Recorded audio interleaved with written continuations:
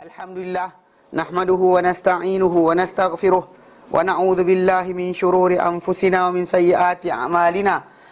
Man yahdihillahu fala mudhillalah wa man yudlilhu fala hadiyalah. Ashhadu an la ilaha illallah wa ashhadu anna Muhammadan abduhu wa rasuluh. Allahumma salli ala Muhammad wa ala ali Muhammad kama sallaita ala Ibrahim wa ala ali Ibrahim wa barik ala Muhammad wa ala ali Muhammad kama barakta ala Ibrahim wa ala ali Ibrahim fil alamin innaka Hamidum Majid. Rabbi shrah li sadri wa yassir li amri wahlul 'uqdatam min lisani yafqahu qawli. Amma ba'. Alhamdulillah, kita bersyukur kepada Allah kerana dapat lagi bersama-sama untuk kita meneruskan kelas pengajian kita berkenaan dengan tata cara penerimaan ilmu dengan penerimaan agama dan Islam. Yang kita sampai itu kepada sifat yang ke-9. 9 bagi golongan yang mempermainkan usul penilaian syariah. Mana perangai mereka mempermainkan usul penilaian syariah. Dan cara tersebut adalah kita pertama iman dengan Quran, tidak dengan sunnah. Iman sebagai nas, tolak sebagai nas. Kemudian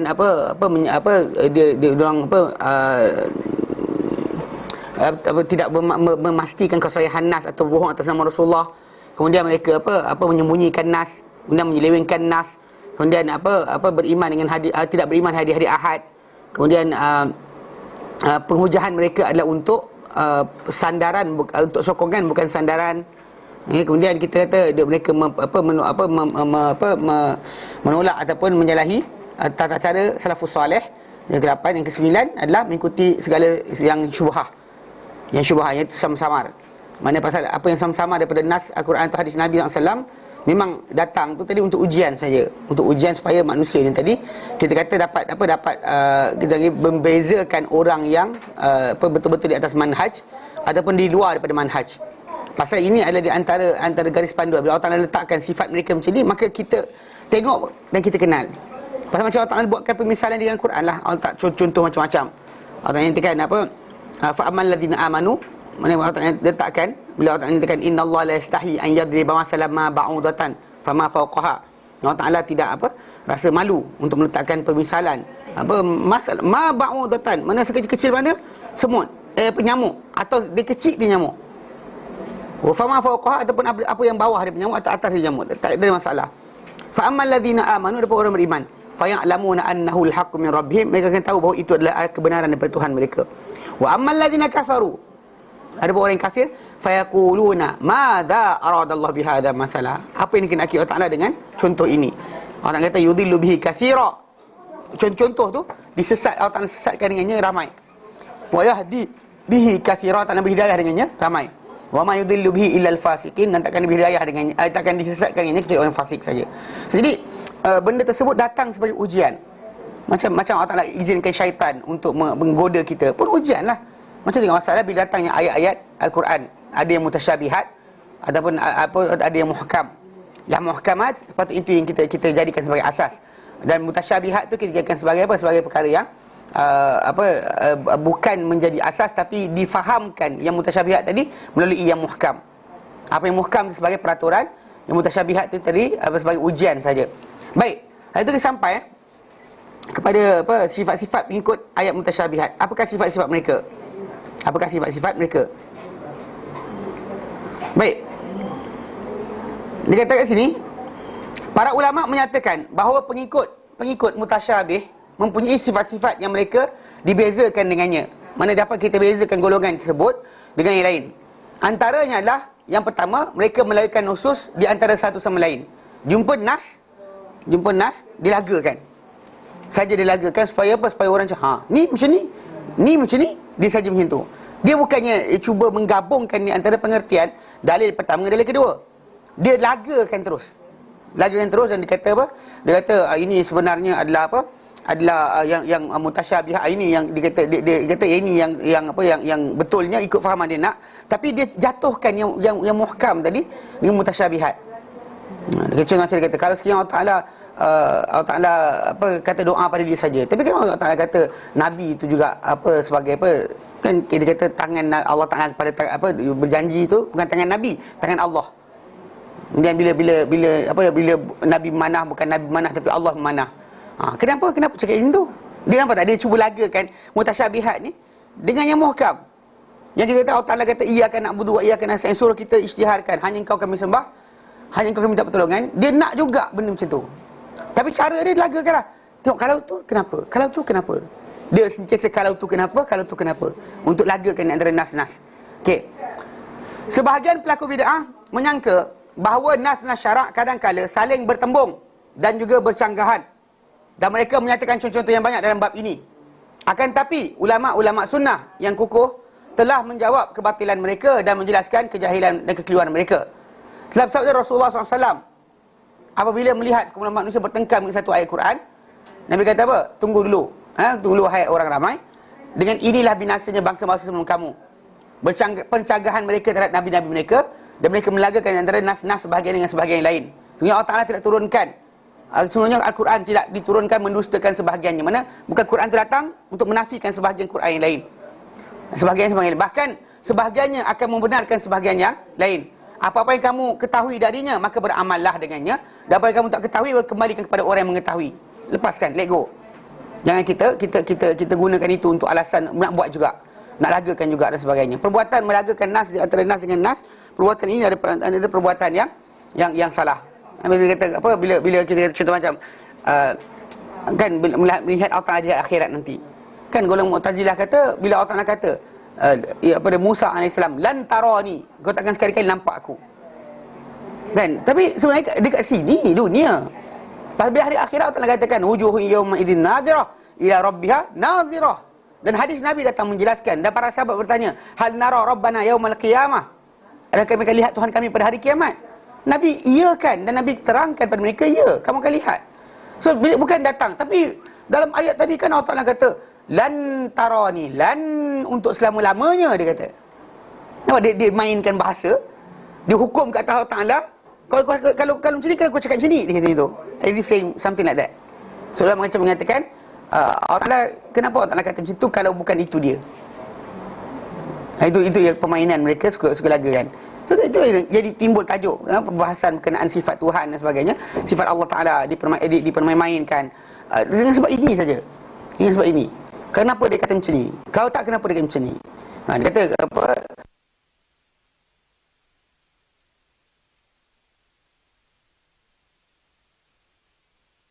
Nafsu fihi ruhi, aku tiup padanya rohku. Aku. Kalau anjingku je nah. Anjingku sebagai badan, kan, rohku, ini roh ni mana pula? As if saying, bila orang tu kata pen saya, is the pen part of your body? Bukan kan? Ini pen saya, ni baju saya, ni tangan saya. Bila sebut tangan, iyalah milik, bukannya masalah apa, sebahagian daripada Allah Subhanahu Wa Taala.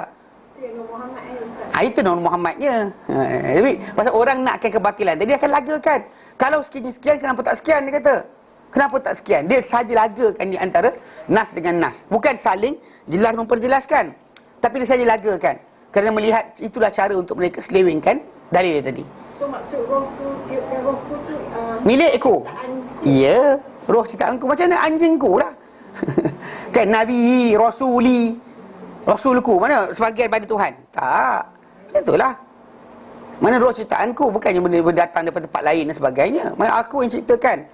Mana benda tadi timbul tajuk untuk mengatakan bahawa benda tersebut benda khas. Khas benda tadi daripada zat Allah Ta'ala. Siapa cakap? Allah Ta'ala cakap yang tu. Maka kita merasakan mulianya. Bila sekali tengok kepada semua orang ni ada dia.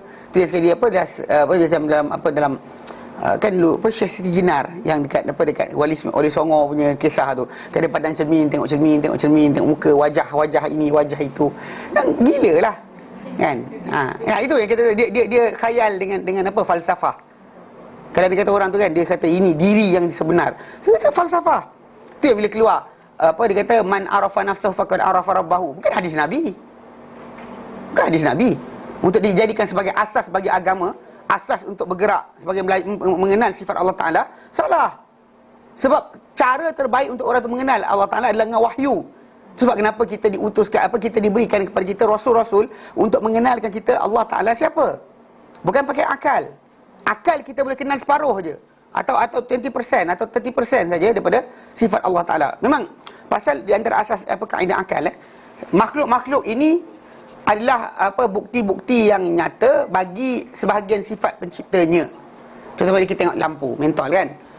kita boleh relatekan mentol ni dengan pembuat dia. Contoh saya kata, yang buat mentol ni orang pakar electrician, ada kaca, ada aluminium, tahu tentang kimia. Dia kena tahu kimia pasal ada gas tertentu letak dalam ni. Gas tertentu letak dalam ni untuk membolehkan lintas elektrik dia cahaya. Kan bahkan ada pistol kat situ. Kan dia ada electric gun. Lintas elektrik tadi baru dia menyala. Tahu kan benda ni? Okey. Jadi kita relate. Bila kita kata macam ni, dia seolah-olah bercakap benda ni seolah memberitahu pencipta dia bukan A, B, C tapi D.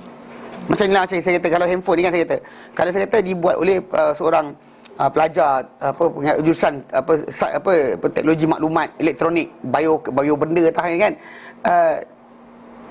universiti mana lah, universiti kafe ke mana pun tak kisah, kan, universiti daripada negara kafe pun tak kisah, janji bidang dia tadi betul, so automatik orang kan okey, tak ada hal kan. Buat mata bionik, belajar dekat universiti yang berkenaan dengan tajuk organ dan sebagainya, okey, logik. Tapi kita kata yang buat benda adalah pelajar pondok pasti tumbuh, boleh terima tak? Ada automatik. Sebab tahu barang ini diceritakan tuan dia siapa. Kita tapi masalah kat situ. Okey, kita boleh tahu. Tengok ini kita boleh relate. Siapa buat. Kan bila nampak barang kayu, mana tukang kayu buat. Kan nampak benda ni sekian-sekian, tukang besi buat. Dia relate dengan siapa yang buat benda berkenaan. Tapi kita cuma kenal sebahagian sifat, bukan semua. Contohnya gemuk ke kurus? Pegang handphone. Yang cipta handphone ni gemuk kata. Boleh tahu? Tak boleh kan? Lelaki perempuan? Warna kulit cerah ke gelap? Rambut kerenteng ke lurus? Tak boleh. Faham tak? Suka makan apa? Tom yum kot. Nampak tom yum sikit ujung ni. Tak, bukan. Faham tak? Kan, dia maksud dia, okey, di sini part dia yang berkenaan dengan tajuk bila orang kata man arafa nafsahu faqad arafa rabbahu, tu akan salah. Sebab bila orang tu kenal diri, dia berasa akal. Tengok badan dia, tengok sekian, dia boleh tahu Allah Ta'ala maha memelihara, Allah Ta'ala maha teliti, Allah Ta'ala maha berkehendak, Allah Ta'ala maha bijaksana. Kita akan nampak kat situ Allah Ta'ala maha razak dan sebagainya. Kita kenal sifat tadi. Tapi part yang lain yang lebih besar adalah apa? Apa dia nak kita buat? Itu konsep sebenar. Kita kan sangat nak kenal Tuhan. Kita nak tahu apa dia nak kita buat agar dia sayang pada kita. Ini takkan timbul dengan man arafa nafsahu faqad arafa rabbahu, takkan sampai. Pusinglah mana pun. Jangan pusinglah tengok tenung, menenung kan. Orang ni mesti cantik, orang ni mesti teliti, orang ni mesti sekian. Tak habis kat situ. Dia nak apa? Apa dia nak kita buat? Itu tajuk sebenar. Itu yang bila orang tu belajar tauhid, dia belajar tauhid kan. Kita belajar tauhid. Dia start dengan man arafa nafsahu faqad arafa rabbahu. 90% sesat. 90% akan sesat. Mula balik kepada wahdatul wujud. Jadi tengok diri sendiri, nampak roh itulah sebenarnya Tuhan. Macam-macam. Kan? Pergi naik ke langit Mi'raj sendiri. Nabi naik kena ketuk pintu, dia naik tak ketuk pintu. Hebat sungguh, kan? Nabi naik kena ketuk pintu. Setiap tingkat tu kena ketuk. Jibril nak naik tu dengan Nabi, ditanya oleh malaikat penjaga langit berikutnya. Siapa? Jibril kata, Jibril, siapa bersama engkau? Yang pelik dia ni tak payah. Naik terus sampai ke atas, sampai Sidratul Muntaha. Gila ke? Oi, boleh sebab apa? Dalam ni kan roh Allah, dia kata. Ini masalah timbul. Faham tak? So pasal perbuatan kita panggil guna akal. Tak boleh, pasal cara terbaik mengenal Allah adalah dengan wahyu. Kerana itulah Allah Ta'ala utuskan para rasul, supaya kita tak tersalah faham tentang siapa Tuhan kita. Dan lebih besar itu adalah apa dia nak kita buat. Kan bukan menenung diri kan. Saya redha, saya sekian saja. Tak. Apa dia nak kita buat? Dan sebab itu sifat orang bertakwa diletakkan limitation oleh Allah Ta'ala, bahawa mereka ni beriman dengan ghaib. Betul, dirikan solat. Bukan setakat ingat Allah Ta'ala saja. Dirikan solat. Kan? Infakkan harta. Beriman dengan apa dalam kitab yang turun kepada Muhammad. Beriman dengan apa yang sebelumnya. Dengan hari akhirat mereka yakin. So, semua benda tersebut ada antara sifat-sifat yang tak boleh kita kata hanya dengan akal. Kan? Solat macam mana yang dikehendaki? Nabi ajarkan. Infak ke mana harta patutnya? Nabi ajarkan. Ikut diri kita macam-macam lubang kita nak letak, tapi Nabi letakkan. Kan? Al-Quran letakkan panduan ke mana patutnya duit atau harta kita disalurkan mula sekali. Ini nampak burung kutuk semua kebuluran, sibuk kat situ. Dia lupa berkenaan adik-beradik dia dahulu. Sedangkan Al-Quran Karim dan Allah nyatakan dalam ayat 177 Allah nyatakan laisal birru an tuwallu wujuhakum qibala al-masyriq wal maghrib. Bukanlah kebaikan itu kamu hadapkan wajah kamu ke timur atau ke barat. Walakinnal birra, itu kebaikan itu, man amana billah wal yaumil akhir wal malaikah wal kitab wan nabiyyin. Kebaikan itu adalah orang yang beriman dengan Allah Taala, para malaikat, kitab dan juga para nabi. Wa atal mal, lepas tu wa atal mal ala hubbihi, dan diberikan harta dalam keadaan dia apa? Dalam beri sayang harta tadi. Kepada siapa? Start dengan zawil kurba, orang yang punya kekurangan dengan dia. Wal yatama, anak yatim. Wal masakin, miskin. Wa ibnas sabil, orang dalam stranded dalam perjalanan. Wasailin, orang minta-minta. Wa fir riqab, dan juga apa? Orang dalam tawanan.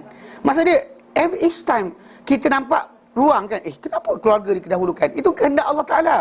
Ikut logik kita, kesian dengan kutub tadi kan, Eskimo tadi, kita kesian dekat apa, kucing, anjing ke kan, kesian anjing, tak mati tak makan. Dia lupa berkenaan dengan siapa prioriti. Itu kan masalah kita kata tak ada hati perut langsung. Prioriti itu kena utamakan. Pasal di sini kata ruang, apa Allah Ta'ala suka kita buat, kena cari. Pasal dia pencipta, dia letakkan apa kadar dia. Yang sebab itu akal kita tak cukup untuk mendapatkan Allah Ta'ala. Orang tu kata man arafa nafsuhu faqad arafa rabbahu, semata-mata tak cukup. Dengan itu jangan lagakan nas dengan nas, sebab tak boleh. Kalau nas jumpa, dia akan stop. Lagakan nas, dia gagal. Dia akan gagal untuk mengenal apa Allah Ta'ala nak dia buat. Dan kejap ini dia ayat bila keluar mulut dia, kejap macam ni, kejap macam ni. Amal sikit tak buat langsung. Dan solat malam, nas datang, dilagakan. Apa? Kejap Nabi semayang 4, 3. Lepas tu ada 8, 3. Lepas tu 2, 3. Lepas tu ada 2. 1. Mana satu yang afdal? Dia sebut mana satu afdal. Kan? Buat tak lagi? Tanya, dah buat dah belum? Belum lagi. Lepas tu, tanya kenapa? Dah nak tahu mana paling afdal. Tak payah tahu pun tak apa. Mana yang anda mampulah, buatlah. Itu kita kata yang kena faham betul-betul kat sini. Konsep apa kita panggil apa? Melagakan nas. Melagakan nas tu adalah benda yang salah, Sifat kedua, meninggalkan nusus-nusus yang jelas lagi nyata dan mencari-cari nusus yang rumit. Nas yang nyata ada, dia cari nas yang rumit. Ni macam ada apa WhatsApp orang hantar 3-4 hari ni, lepas ditunjukkan berkenaan kubur Raja Saudi kan. Kita kata yelah, apa berkenaan dengan masalah amal dia dari segi konsep. Ketika dia hidup, memang orang tak boleh kawal. Apa dia nak dekat kawan dengan siapa, anda tak boleh kawal dia. Dan dia raja kan, dia nak cakap apa, dia buatlah. Cuma tak lampunkan dia. Tapi dia konsep berkenaan bila dah mati, urusan dia macam biasalah. Kita kat Malaysia pun urusan balik-balik ke masjid lah. Dan keluarga sendiri tak reti nak mandi kan, serah masjid. Nak gali lubang kubur, tak reti keluarga kita nak gali sendiri. Kan gali-gali kan tak cukup dalam kan, dikorek dia anjing malam kamu tahu. Maksud dia, di situ timbul tajuk pengurusan tu balik pada agama. Macam mak kahwin, nikah lah. Kan, ahli agama akan datang masuk campur. Pasal memang manusia ni, Islam ni, kita kata kadang-kadang dah sampai peringkat orang tu akan diurus oleh agama sepenuhnya apabila dia mati. Apabila dia nak kahwin. Apabila dia start situ je. Lain tak tengok agama. Dan buat berkenaan dengan masalah didik anak, tak tengok agama.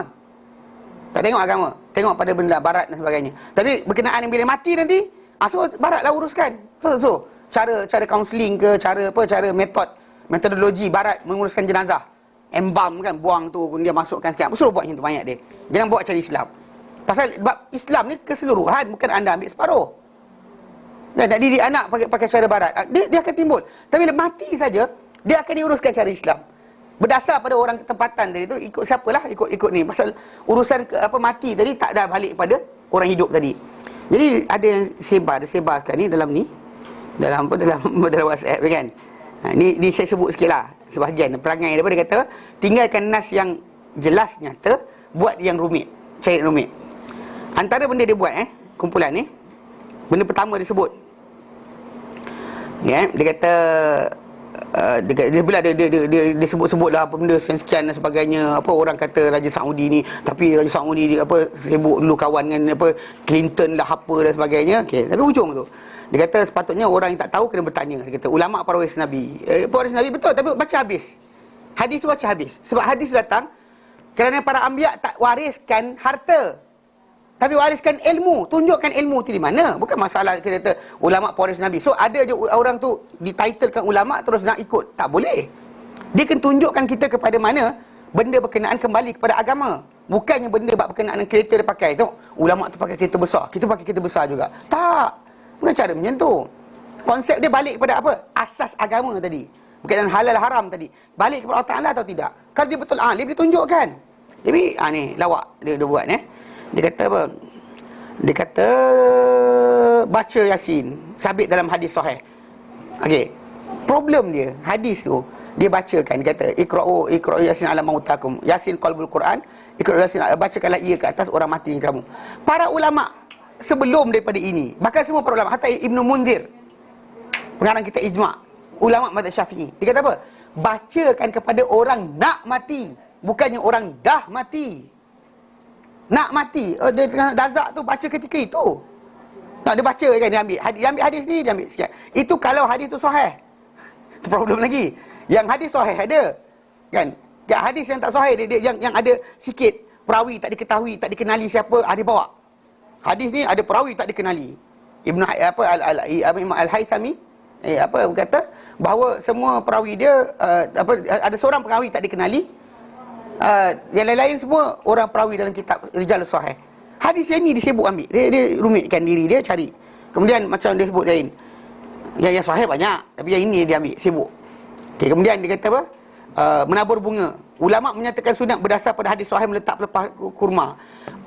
Pelepah kurma tu dikoyakkan oleh Nabi SAW atas kubur orang kena seksa. Bukannya kubur sahabat. Okey, dekat bakit tu sepa-sepa cacak. Nabi tak cacak macam tu. Hatta para sahabat Nabi yang lain, Nabi tak cucuk pun. Dan bahkan dalam riwayat yang datang ketika waktu tersebut, okey, Nabi SAW lintas, kubur tadi bukan kubur orang Islam, kubur orang terdahulu. Bukannya para sahabat Nabi yang baru mati. Tak ada. Tak ada siapa. Bukan para sahabat yang baru mati pun. Bahkan Nabi lintas kubur tu kubur lama. Nabi berkata, dua orang kubur tadi sedang diseksa. Dan mereka terseksa pada benda yang besar. Mereka sangka kecil tapi benda tu besar.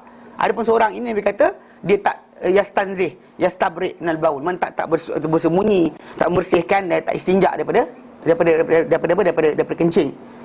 Dan seorang lagi berjalan dengan apa? Namimah, suka berlagak-lagak. Lepas tu Nabi kata pada Bilal ambil pelepah tamar tadi. Nabi tarik, Nabi cocok sini satu. Nabi kata moga-moga kedua-duanya akan meringankan untuk mereka selama mana mereka ia basah berzikir kepada Allah Taala. Kalau kita sebut basah berzikir kepada Allah Taala, sebenarnya semua benda berzikir kepada Allah Taala. Dan surah Al-Isra kan bila kita baca, Allah Ta'ala kata, wa in min syai'in illa yusabbihu bihamdihi. Tak ada satu benda di dunia ni kecuali bertasbih muji Allah Ta'ala. Walakin, tapi la tafqahuna tasbihahum, kamu tak tahu tasbih mereka. Batu yang ada tu pun bertasbih, tanah yang ada pun bertasbih. Kita tak tahu tasbih dia. So bukan masalah tu. Ini adalah masalah mukjizat Nabi. Mukjizat Nabi, Nabi cacakkan berkenaan, Nabi doakan. Bahkan Imam Nawawi rahimahullah menyatakan ini adalah khas untuk Nabi sahaja. Dan makan jangan cocok kalau anda tak tahu orang tu kena seksa ke tidak. Tapi saya ada dengar argument lah tu. Sebab tu dalam satu discussion lah. Yeah. Sedangkan Nabi letak pada orang yang kena seksa, takkan tak boleh taruh pada orang yang tu. Itu kita kata, itu overlapping. Kalau macam tu kan. Orang kita jumpa orang, okey, orang yang hutang ada, kita bayar. Yang ini yang tak ada hutang kita kena bayar juga. Kenapa? Orang ni ada hutang. Kan, kita kena lepaskan pasal bimbang. Yang ini pun mungkin kau ada hutang tak sempat, bayarkan juga. Yang ini pun bayarkan juga. Gila ke kita resource yang kita ada tadi salur ke situ. Sebab Nabi tak buat benda tiap-tiap hari. Dan satu benda masalah, bila Nabi buat sekali, tidak berulang-ulang, nak jadi sunnah ke? Itu masalah kena faham. Sebab Nabi pernah bersembang dengan orang Arab dalam masjid. Nabi kata, ya fulan, kau dah solat belum? Dia kata, belum ya Rasulullah. Kan dia duduk kan, Nabi kata, kum irka' raka'atain, bangun solat 2 rakaat. Soalan, adakah benda ni menjadi tauladan imam kena bersembang dengan makmum atau boleh saja? Ini masalah dia. Dia orang kata sunnah. Faham tak? Benda Nabi buat sekali bukan jadi ulangan. Kena buat berkali-kali. Tak. Dan bahkan Nabi tak buat pada kubur Baqi'. Kan Baqi', sahabat-sahabat yang mulia kat situ ada. Nabi tak buat. Pada kubur syuhada Uhud, Nabi tak buat. So, kenapa nak jadikan benda itu sebagai alasan bahawa menjadi sunnah untuk kita buat? Nabi buat sekali tu je. Only once. Tapi kita sibuk dah sekali itu jadikan contoh. Kalau dia contoh, masalah sekarang kena orang tu kena seksa dulu. Kena relate balik. Kena seksa baru buat. Tak kena seksa jangan buat. Tak, maksudnya orang buat tu bukan Islam. Ikut daripada dalil berkenaan bukan Islam pun. Pasal kubur orang lama. Bukan kubur para sahabat Nabi. Kalau orang macam ni, Kalau macam tu kita cucuk juga kat kubur orang India, apa kita cucuk? Pergi kubur Kristian cucuk juga. Berarti orang nanti di situ kita akan argument kita, tengok. Baiknya orang Islam dia memastikan semua orang Kristian, orang Yahudi, orang Buddha, orang Konfusius, orang sekian mendapat keampunan Tuhan. Pak Haji gimana tu? Nak cocok kat kubur Acong. Betul tak? Jangan tolak extend, kita tolak macam tu jadi jauh tu pergi. Pasal tu sebab kenapa relatekan kisah berkenaan, Nabi tak kata kubur tersebut satu, orang tersebut kena seksa. So kalau dia kata yang confirm kena seksa, yang kafir. So cocok lah. Yang paling lebay kan, jangan ziarah kubur Islam dah lepas ni. Ziarah kubur kafir. Yang cocok kan. Ini kena cocok, ini cocok. Cocok tak nak? Cocok tak nak? Lepas tu dah hilang. Cocok lagi tak? Cocok lagi tak? Kena cocok pula lagi. Kan? Kemudian yang best orang Melayu cocok pokok puding, tak mati-mati. Kau patah sana cucuk sini, patah sana cucuk sini. Tak boleh lah gitu. Kita tahu bahawa benda berkenaan bukan menjadi asas. Maksudnya bukan menjadi asas. Kalau dia kata benda tu asas, ya kita terima. Tapi bukan asas, tak boleh jadikan benda sebagai alasan untuk kita laksanakan. Kerana konsep asal dalam Islam tadi, sunnah. Untuk sekali jadi, kita nak terus jadikan sunnah ikutan. Bukan jadi amalan. Bila tak buat, tak cocok ke? Tak tanam ke? Tak potong daun pandan ke? Jadi adat. Adat. So ini kaitan ibadat. Pasal kita kata orang tu akan diampunkan.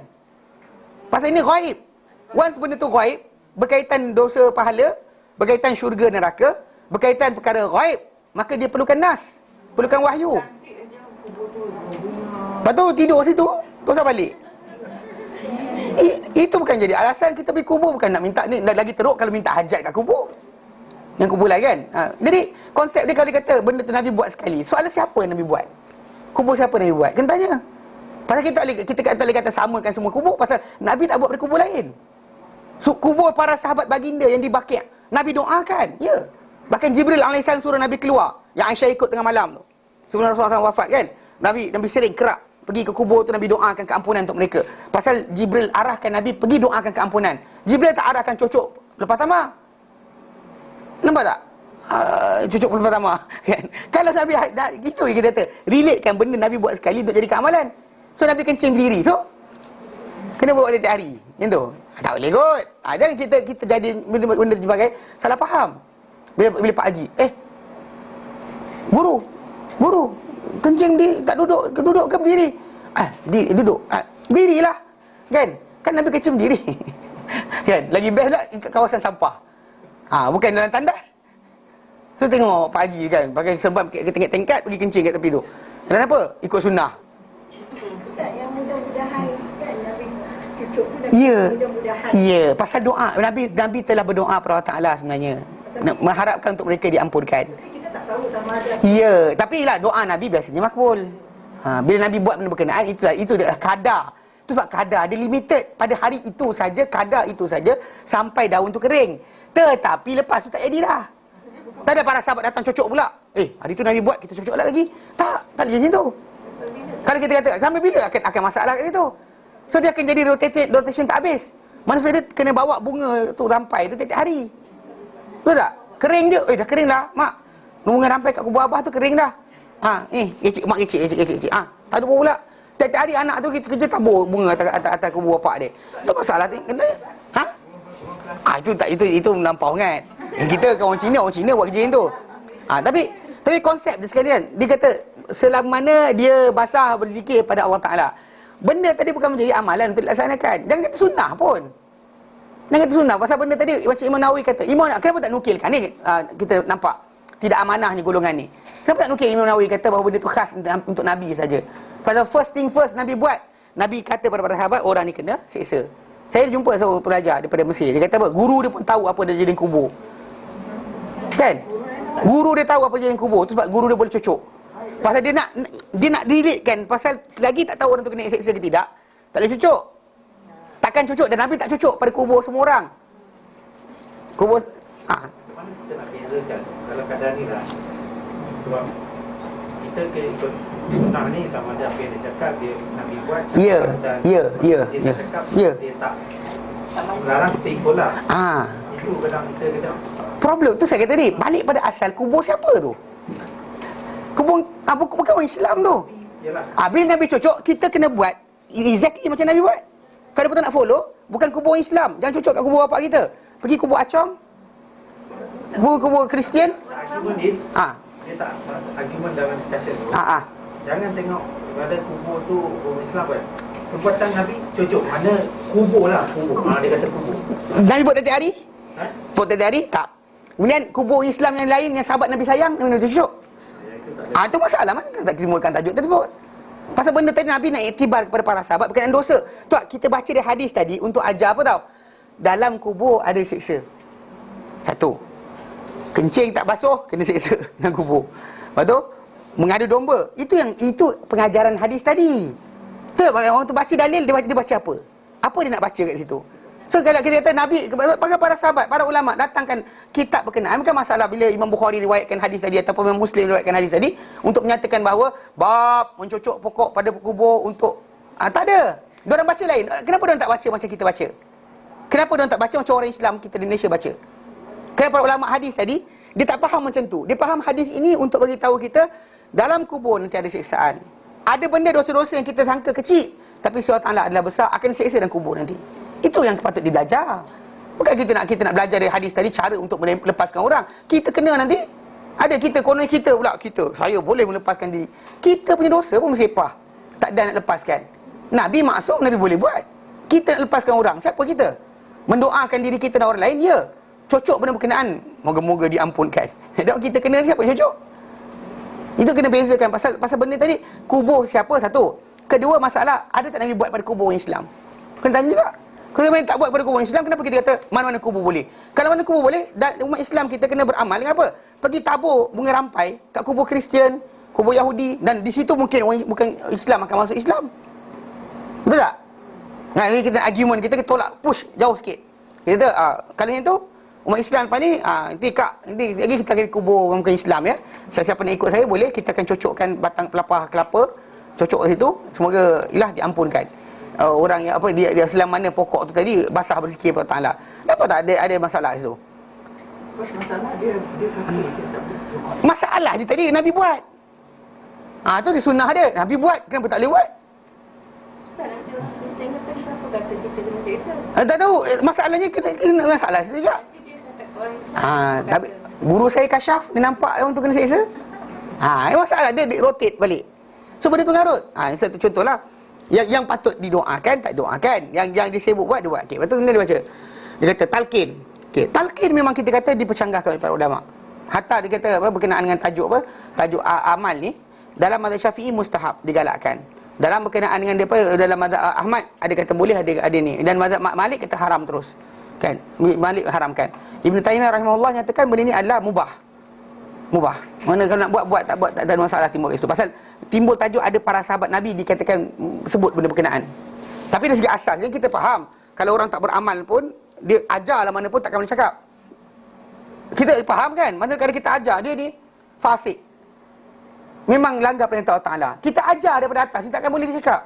Pasal yang membolehkan kita bercakap adalah amal kita. Semua orang setuju kan? Tanya siapa saja setuju dengan benda ni. Tapi bila time benda tersebut dia kata kod-kod. Jangan kod-kod. Sebab dia ada alasan asas dia adalah tak boleh kita nak berjaya tarik orang tersebut kecuali dengan apa? Dengan kadar dia. Mungkin untuk peringatan orang yang hidup, tapi bukan untuk orang yang mati. Yang mati dengar, ya dengar, tapi dia bercakap takkan boleh. Takkan boleh dia bercakap.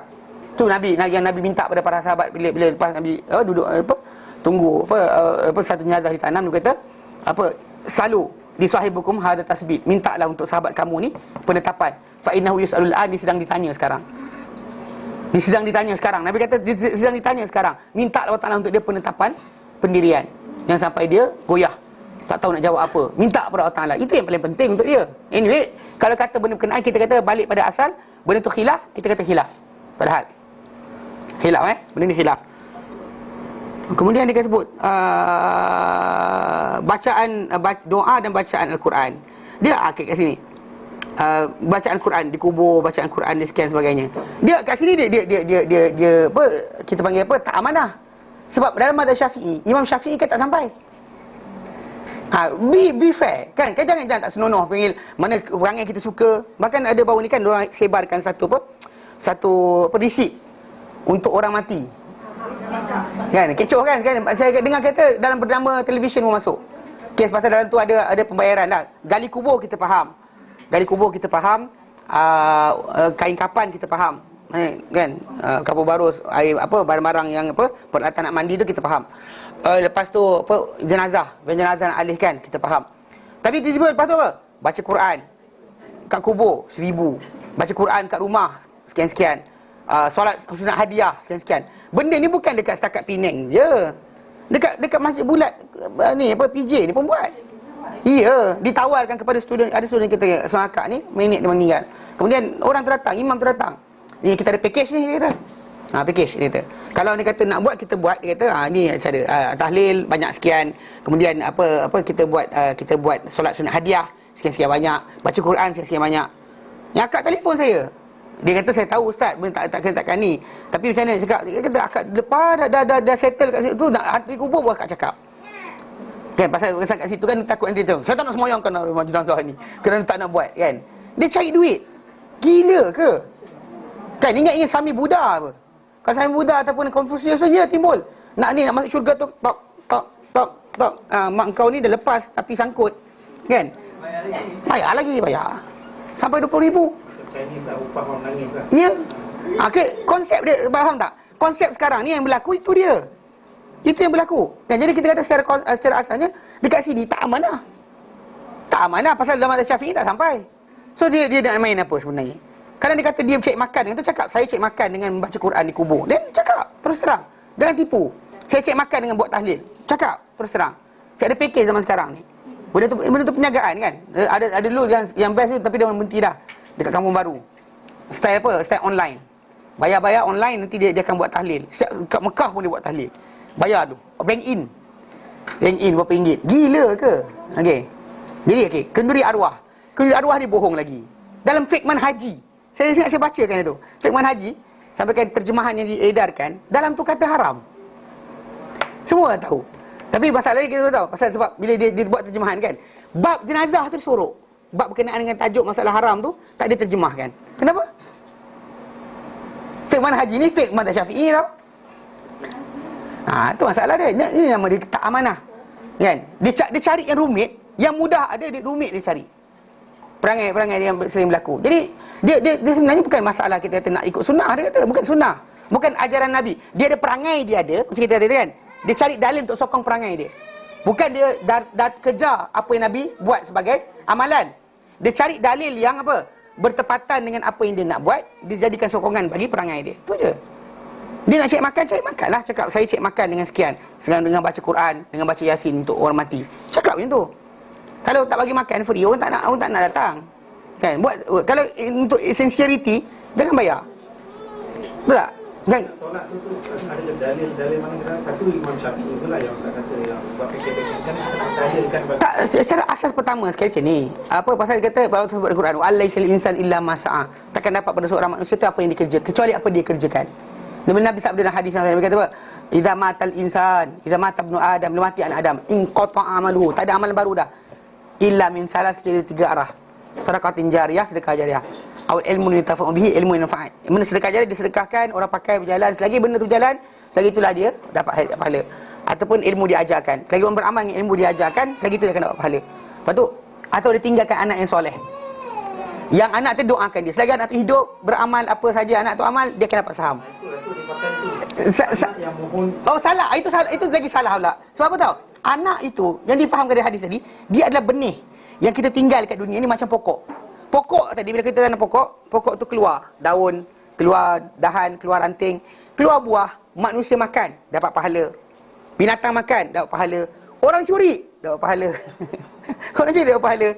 Daun dia gugur, dimakan oleh ulat, dimakan oleh cacing, dapat pahala. Burung buat sarang, dapat pahala. Orang berteduh, dapat pahala. Itu gambaran anak kita. Maksud dia bukan anak, syarat untuk sampai, bukan anak tu kena doa bagi pahala. Anak tu tak lupa kita. Dan dia ni akan jadi macam pokok kita tanam. Dia benih kita. Macam pokok kita tanam, benih tu keluar, kan? Jadi hasil dia kita dapat. Beza pokok ni tak perlu doa lah. Pokok tak perlu doa. Tapi anak tadi, kaitan dia dengan mak bapak dia tadi adalah sentiasa dia berdoa. Selagi anak tu ingat mak bapak dia, ya Allah ampunkan mak bapak aku, selagi tu akan berjalan. berjalan. Apa anak tu buat? Anak tu dapat pahala, mak bapak dapat saham. Anak dapat pahala, faham tak? Itu maksud dia. Bukan anak tu kena salurkan, tak payah salurkan. Oh, bukan outsource, saya outsource kan. Lagi zaman kita outsource pula. Kan, bagi kat orang pula, tolong buatkan. Untuk anak mak saya. Dia kena bersentiasa, ya Allah ampunkan mak bapak aku. Kalau anak tu soleh, ni tajuk dia. Anak tu soleh. Kan, bila dia soleh, dia baik. Sentiasa tak pandang dia. Tapi bila tak pandang dia, doa mulut dia adalah apa? Allahumma gfirli wal walidayya. Allahumma gfirli wal walidayya. Dekat situ yang akan berjalannya. Sebab Nabi tak boleh doakan tu mak bapak dia. Ini kes satu lain lah. Yang berkenaan dengan orang tak setuju dengan apa nak mak bapak Nabi ni apa bukan Islam.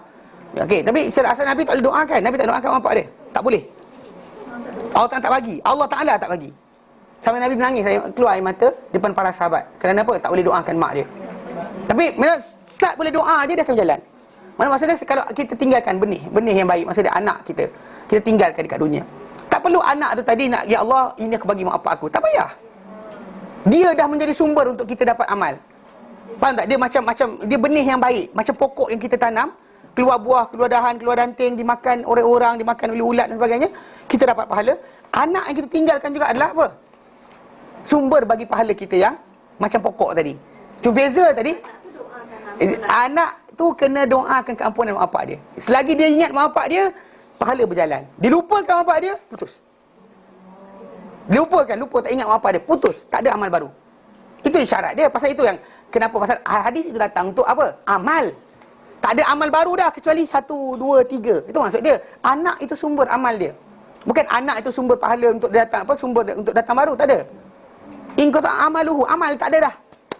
Tak ada pahala baru dah, kebajikan baru kecuali 3 jalan tadi. Tapi diorang tak nak hadis ni. Sampai ada separuh di kalangan mereka ni dhaifkan hadis ni kerana apa? Tak kena dengan idea dia nak. Kita kena faham kat sini. Jadi konsep dia, kita kata memang mazhab Ahmad kata ya. Mazhab Ahmad kata apa saja nak pahalakan boleh. Kita datang kelas agama, keluar-keluar, ya Allah, pahala aku tadi bagilah pada pakcik aku. Boleh. Imam Ahmad. Tapi bukannya dengan spesifik panggil apa cara. Kaedah baca ini, baca ini, baca ini, baca ini. Ini kita dah tarekat. Dah tarekat dah. Dia ada upacara dia, ada ritual. Ada upacara, tu lain. Kan kalau kita nak buat amal kan, tak payah tunggu orang minta. Kita duduk di dalam rumah teringat jiran. Jiran aku ni, apa jadi kat dia? La ilaha illallah, la ilallah. Ya Allah, aku la ilaha illallah ni bagilah pada jiran aku. Lepas tu teringatlah pak saudara. Pak saudara aku pun kan perlu juga. Baca pula. Untuk ya Allah bagi pada saudara aku. Tu tak berjalan sehari kot. Nak bergerak je tak ke mana kita serius.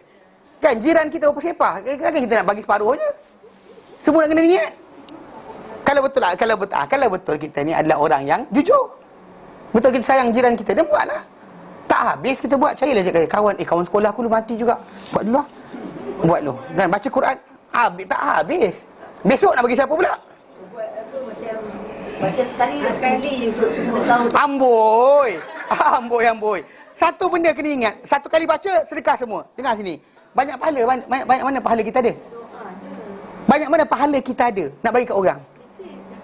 Kononnya sedekah barang je. Barang kita sedekah simpan akhirat. Sedekah kat orang, pahala Quran sampai ke akhirat tak ada dah. Minus berarti kan macam mana? Kita tak satu kena faham kan. Ambul lamsam kan. Berapa ringgit dia dapat seorang? Kalau iya masalah dia. Kan soalan tanya kan. Kita nak bagi benda berkenaan kena sincerity. Mula-mula kita sincere dulu. Kalau kita nak baca kena bagi orang bagi makan pada kita, mana sincere dia? Mana kawan saya kata, dia saja nak bagi kampung-kampung dia faham. Dia kena buang jadi imam. Dekat Kelantan, dekat Kota Baru. Dia cerita saya apa jadi. Dia kata, dia ajar orang kampung dia. Dia kata macam ni, nak faham orang kampung dia faham. Tapi pihak atasan tak puas hati, ada ustaz tak puas hati dengan dia. Yang itu work case. Orang kampung faham. Dia ajar, dia kata, buat berkenaan baca Quran untuk orang mati, dia kata. Dia kata macam ni lah, kalau sekiranya kawan kita ni mati seorang, bapak dia mati, dia ajak kita datang rumah. Lepas tu kemudian dia ajak rumah baca Quran untuk 3 hari. Hari pertama datang baca Quran. Lepas tu lepas kita dah ni penuh ni. 1 juzuk. Engkau tak apa? Engkau 1 juzuk, aku baca 2. Ada yang kalau setera baca Quran kan. Aku 2. Engkau 3. Okey, dia bagi habis baca Quran. Dia pun hidangkan kopi dengan biskut kering.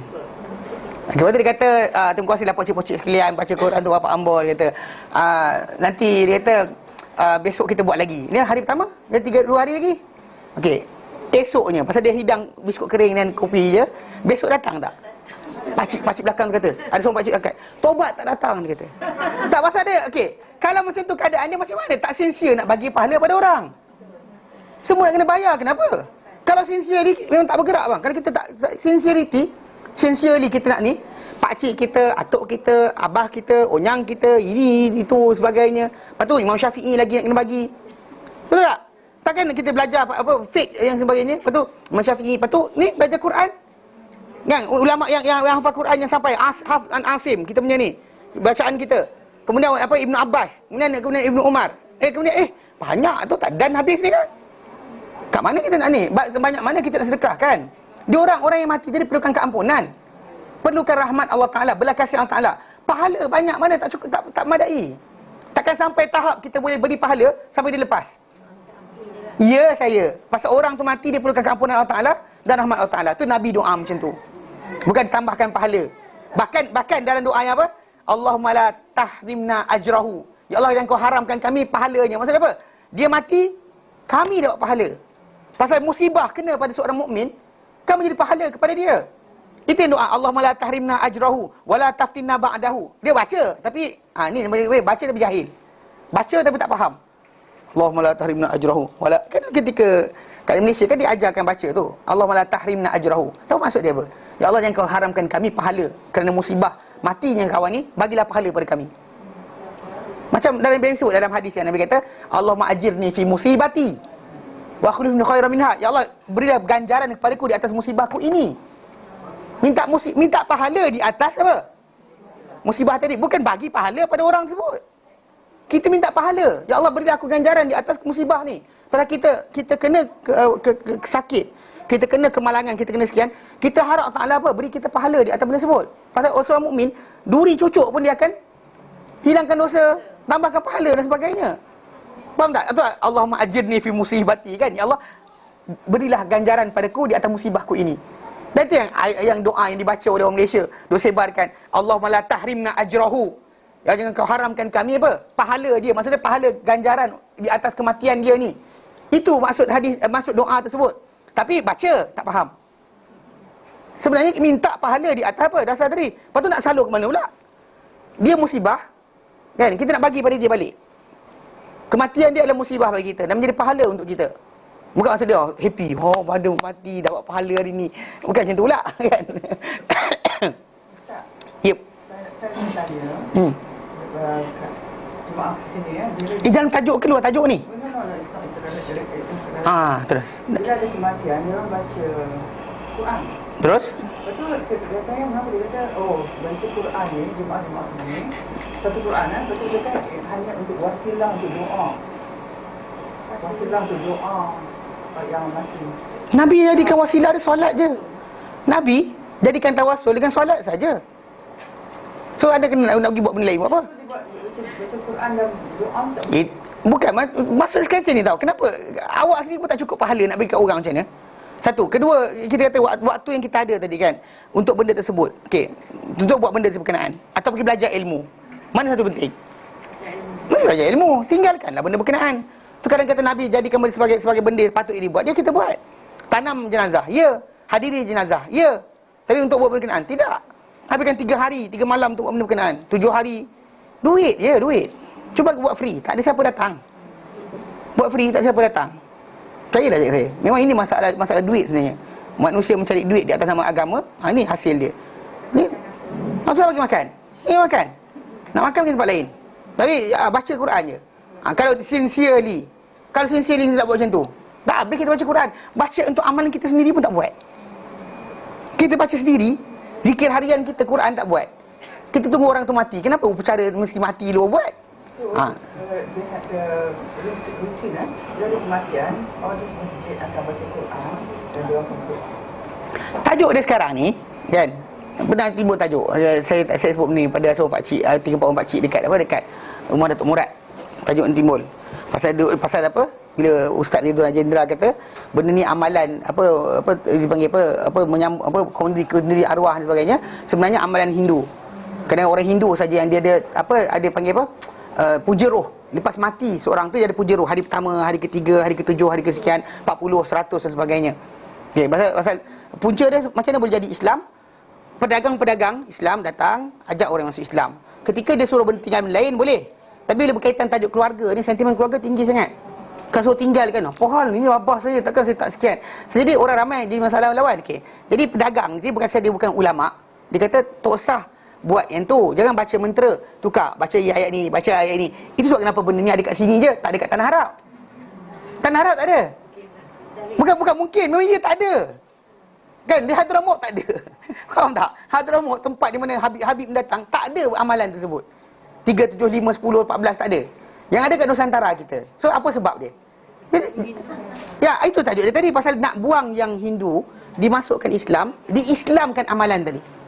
Bukan pelan-pelan. Lah saya tak tukar langsung. Tu masalah dia. Pasal tajuk tadi, pasal penyaga.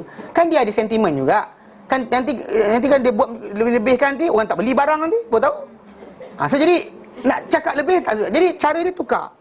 Atas alasan kata diislamkan dulu. Kemudian lama-lama nanti tinggal lah kot. Tak tinggal pun. Bahkan orang kita kuat mempertahankan atas alasan sekian-sekian. Jadi Ustaz Ridwan cakap itu, bila dia nak keluar daripada kelas kan, ketika soal jawab, pakcik-pakcik tak tanya. Ketika tengah ada jalan nak pergi makan, pakcik-pakcik ni duduk tentang, sekian-sekian dia nak cakap juga. Ustaz Ridwan takut jadi marah. Sebab apa? Sebab ada pakcik seorang-seorang cakap apa? Dia kata bukan Nabi tahu semua benda. Seriously, seorang pakcik tadi, dia datuk apa entah tak tahu datuk apa. Kalau budak kecil ketuk kepala dah. Kan? Jadi dia orang macam tak puas hati. Kan? Jadi bila masuk dalam tu, saya Tuan Haji kata tarik. Ustaz Ridwan tarik. Saya tarik tepi. So Ustaz Ridwan duduk satu meja. Saya duduk meja satu lagi. Sekali dengan pakcik-pakcik tu. Tengah-tengah nak makan ni kan bebek lagi. Pepek. Saya macam, saya nak makan ni. Dia pepek sebelah saya. Aku makan kan. Tak ni. Masih bunyi lagi. Bila dia bunyi 3-4 kali, saya kata, saya letak sudu. Saya kata, Tuan Haji, sebenarnya saya kata sebenarnya masalah bila dia kata bukan semua benda, kalau ikut sunnah janganlah naik kereta, naik unta. Saya kata itibak Nabi dalam masalah akidah, ibadah, akhlak. Kan? Masalah berkenaan dengan kenderaan, Tuan Haji nak makan apa, nak buat apa, buat. Macam makan as long as tangan kanan. Tuan Haji nak makan macam ni ke? Nak makan macam ni ke? Makanlah. Islam tak ni. 2 jari ke 3 jari, makanlah. Tak timbul tajuk, Islam tak kacau. Tapi berkenaan masalah akhirat, syurga, neraka, keselamatan orang mati tadi, siapa boleh jamin? Benda ni hanya datang daripada Nabi SAW. So kalau Tuan Haji cakap macam ni, tak boleh. Sudah pusing sini. Saya kata duit je. Saya pusing lah. Dia kata macam ni, saya kata. Sampai last sekali kan. Dia kata, dia kata. Saya kata contoh macam, kalau dia kata masjid. Kan, kalau ikut sincerity, Tuan Haji jangan buat kerana orang minta. Kan, mati je keluarga sekian-sekian, jangan tunggu keluarga tu minta. Kita buat. Kalau kena tiga kematian, tiap-tiap hari ada orang mati. Masjid itu tak ada kelas agama pun. Tak ada kuliah agama, tak ada pengajian. Sebab apa? Malam ni kawan ni mati, malam tu kawan ni mati. So, everybody ada niat tak? Ada tak hajat? Ada kan? So akak minta untuk abang akak. Yang ni abang ni minta untuk adik dia. Yang ni minta untuk bapak dia. Yang ni minta untuk kakak dia. So masjid nak berhenti bila? Tak, betul kan? Dia diam. Pasal sebut berkenaan dengan satu package dia buat. Berkenaan pada orang tu kaya sangat kan. Dia tak ingin pergi masjid, orang tak kenal dia. So bila ni ada package pula. Package datang 2 biji bas, 3 biji bas untuk apa, buat tahlil di rumah. Dengan bayaran. Seriously kan? Saya kata agama macam ni ke? Kalau ikut sincerity jangan bayar. Kami berkhidmat untuk masyarakat. Siapa yang tak cukup pahala, kami bagi pahala. Ada buat. Kan jadi macam Power Rangers. Itu idea dia, that's the idea. Siapa tak cukup pahala, contact kami. Kami akan berikan pahala pada mereka. Betul tak? Itu tak idea dia. Kalau betul nak cakap kan, betul, tak senonoh lah pula bunyi. Tapi itulah cerita dia. When you are doing something like that, kan, tak cukup pahala, jumpa saya. Tak cukup pahala, jumpa saya. Tak cukup pahala. Faham tak? Pilih ke mana nak. Dah tak senonoh dah. Bila saya cakap itu, saya pusing itu, don't diam. Saya kata tu tak sincere lillah.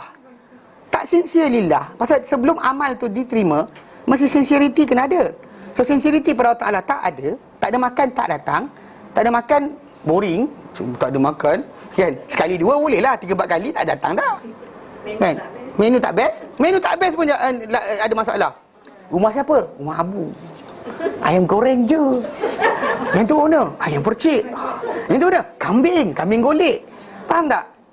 Bila start macam tu, sincerity mana? Nak sedekah pahala tadi anda kena dapat dulu.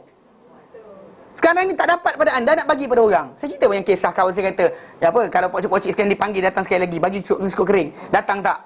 Yang kawan saya cakap tu kan, tobat tak datang, diorang gelak. Lepas tu dia kata, ustaz, dia kata, betul lah, ustaz punya hujah ni so compelling, dia kata. Tapi kan, dia kata, dia kata, memang jelas, terlampau meyakinkan, dia kata. Tapi, diorang pun sana pun ada juga hujah dia. Saya tahu hujah diorang. Dia kata, apa benda? Kalau baik apa salahnya, betul? Uish, ustaz tahu dia kata.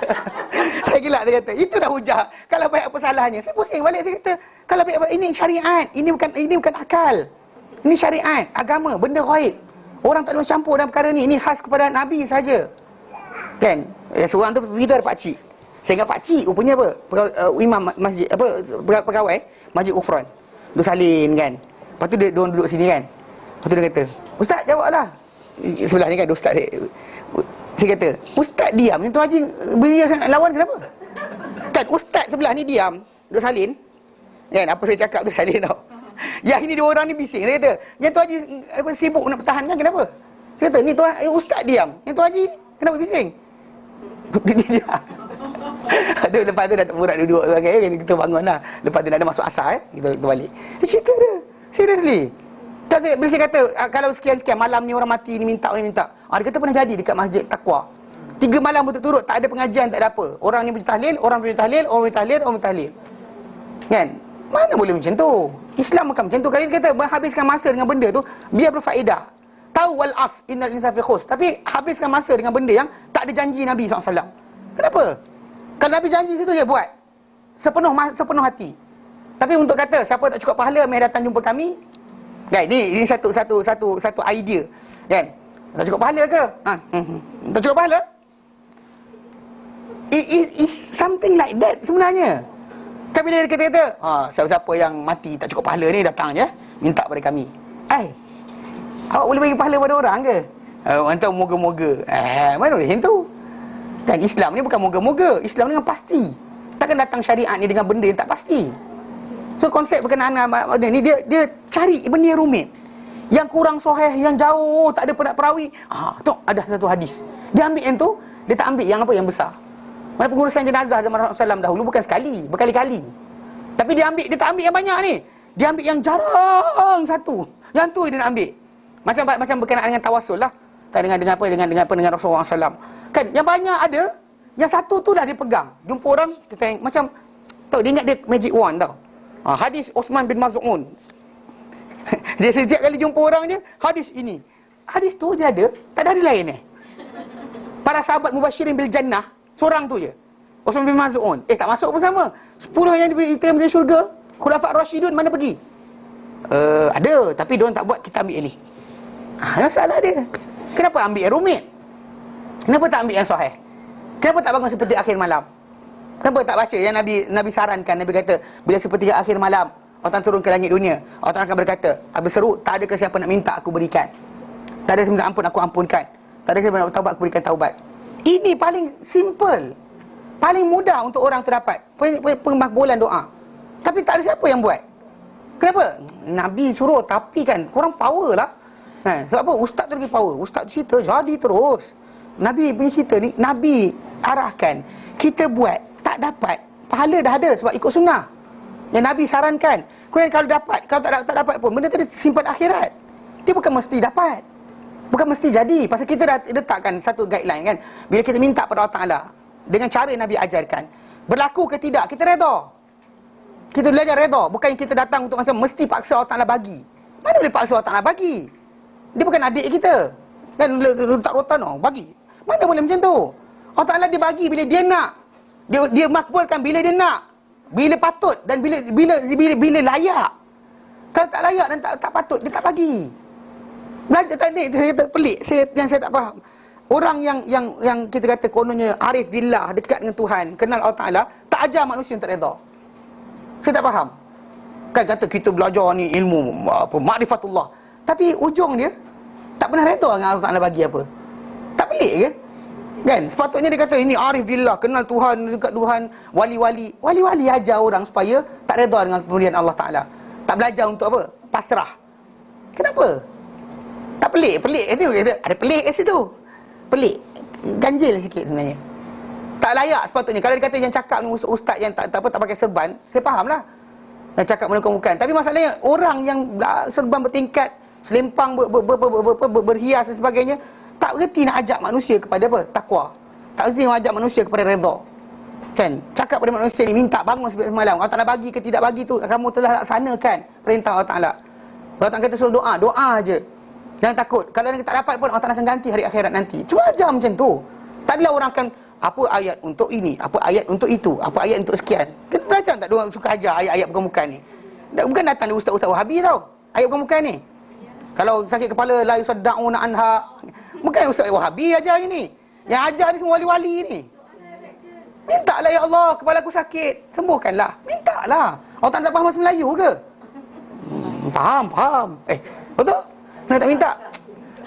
Kurang ganas dia kata. Mana boleh tu?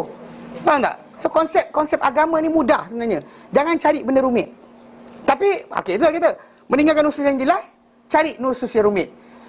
Berperingkat-peringkat pelaku bid'ah untuk meninggalkan nas-nas yang jelas maknanya dan mengikuti nas-nas yang rumit. Cari nas yang complicated. Okay. Kerana ini Asy-Syatibi telah menjelaskan sifat dalil yang diperakui ketika pendalilan. Manakah bentuk dalil yang kita kena gunakan? Apakah dalil yang patut kita pakai?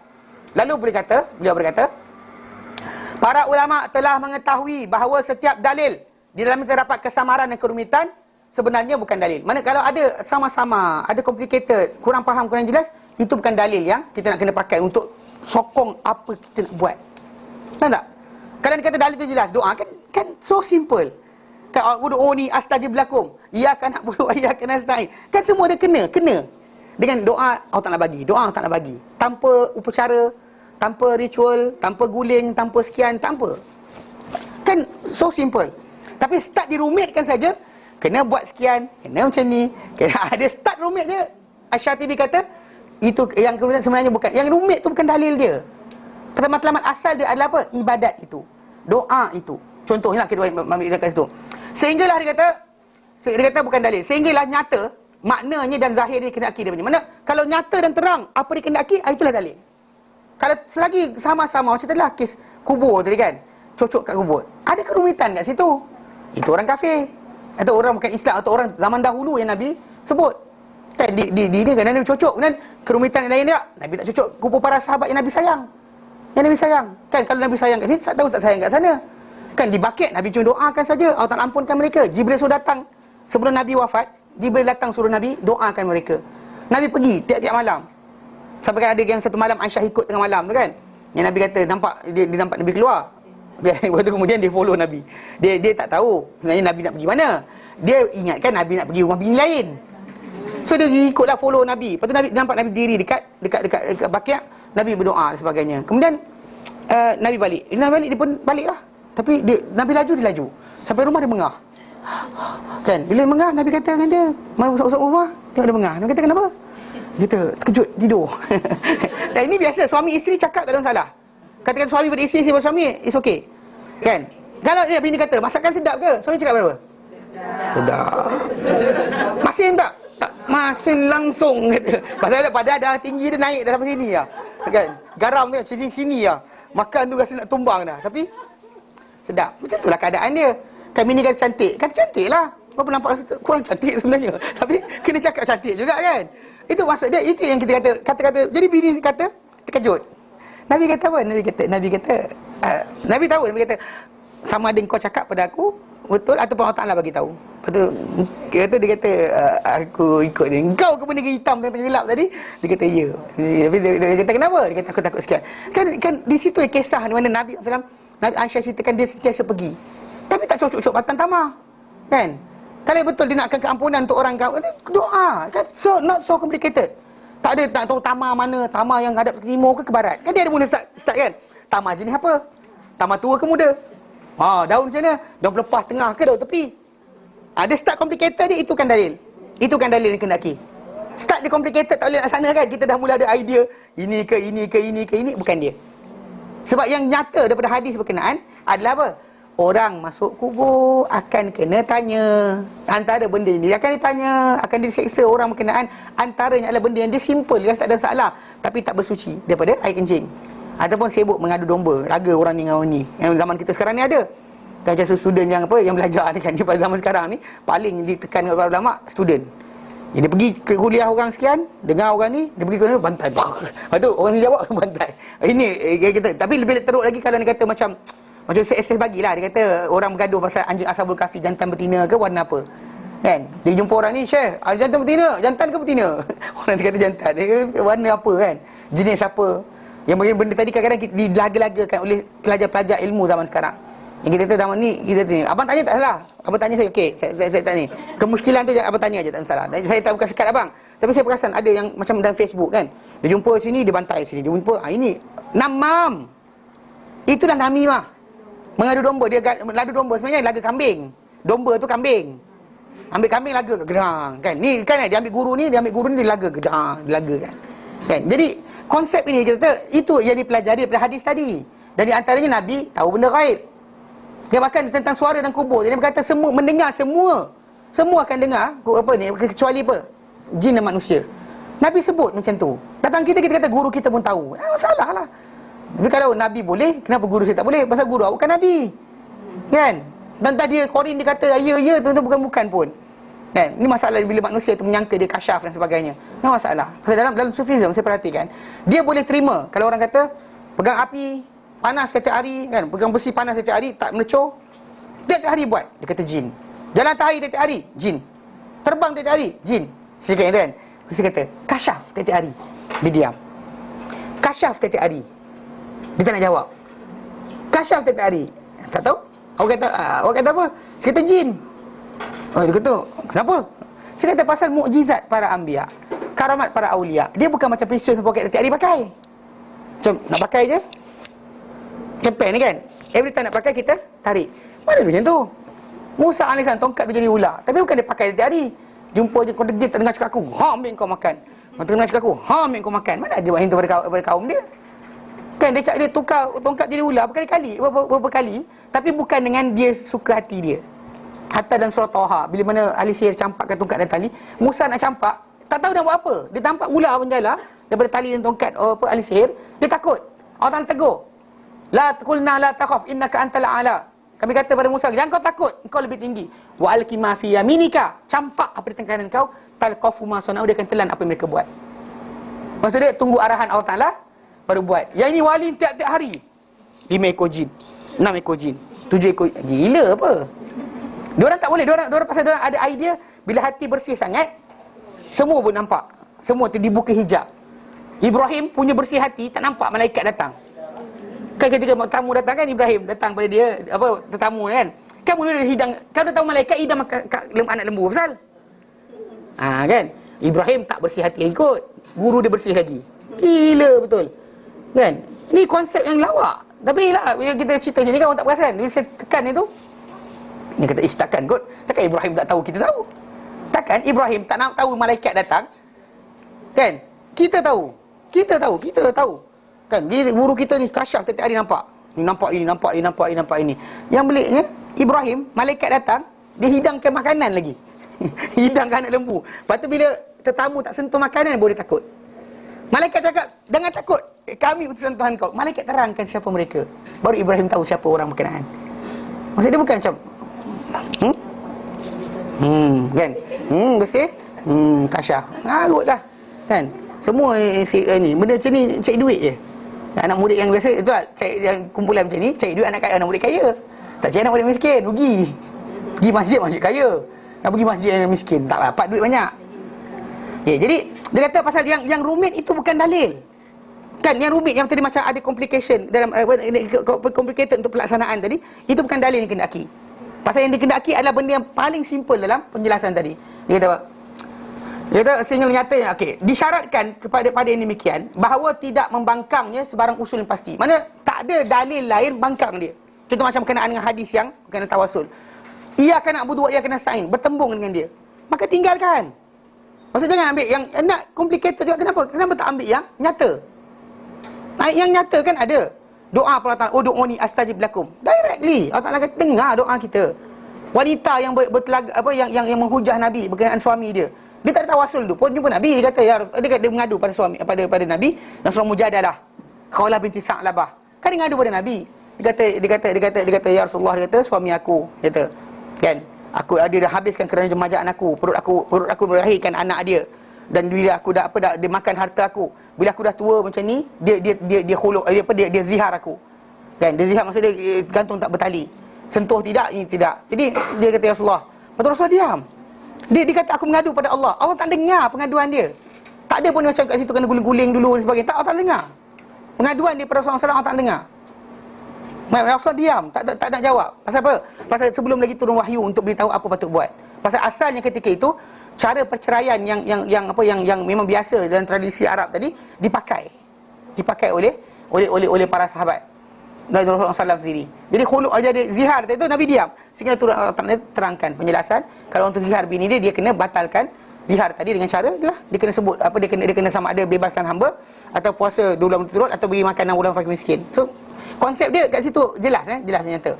Jadi kata apa? Sekiranya tidak zahir maknanya, maksudnya makna pengertian apa dalil tak jelas kerana keringkasan atau perkongsian, mana ringkas sangat kan dalam kotak ni, ataupun bertembuk dia berkongsi meaning dengan yang lain. Ada meaning lain kat situ yang kita kata macam itulah kubur tu kan, dia ada meaning yang berbagai kat situ, okey.